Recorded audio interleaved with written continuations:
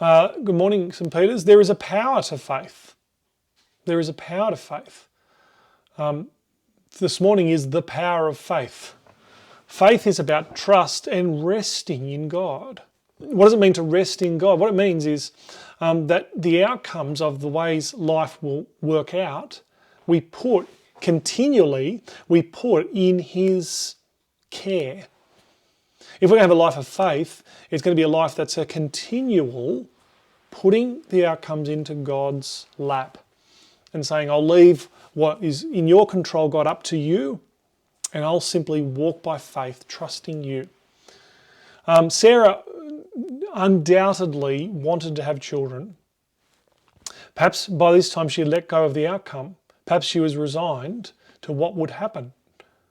If you think about an area of your life, maybe it's an area of your life where you want some change to happen. Maybe you've resigned to the fact that it's not going to happen. Or maybe you're still wanting it to happen in a certain way. Here is where the power is. Sarah, it says in verse 11, chapter 11, by faith, even Sarah herself, when she was unable to have children, received power to conceive offspring, even though she's past age, even though since she considered that the one who had promised was faithful. The power is, of course, in God.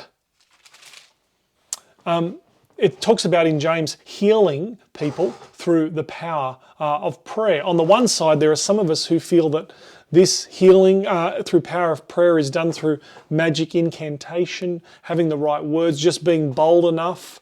On the other side, there are some of us who are so deflated and cynical, we're stripped of power, and we think, well, God won't work in that way, or it doesn't ever really work in that way. And so we're kind of resigned to not much changing. But you see, James, when it talks about the healing of faith, talks about the power being in God. So on the one hand, this means that for those of us who are overzealous and overbold and think too big, we have to remember it's not about our incantation, it's not about our strength, it's not about how strong our boldness and faith is, it's the powers in God. But for those of us on the other side who may tend to be cynical and rationalistic and think God's not going to change anything or work in anything, well, we need to remember the power is in God.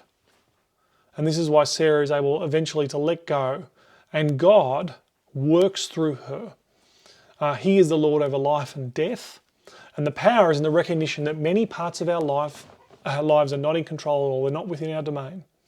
And it's not until we recognise who you are and who God is that sometimes that's where the power is and that's where God acts. So this morning there's a power in letting go, and this is the power of faith and of trust.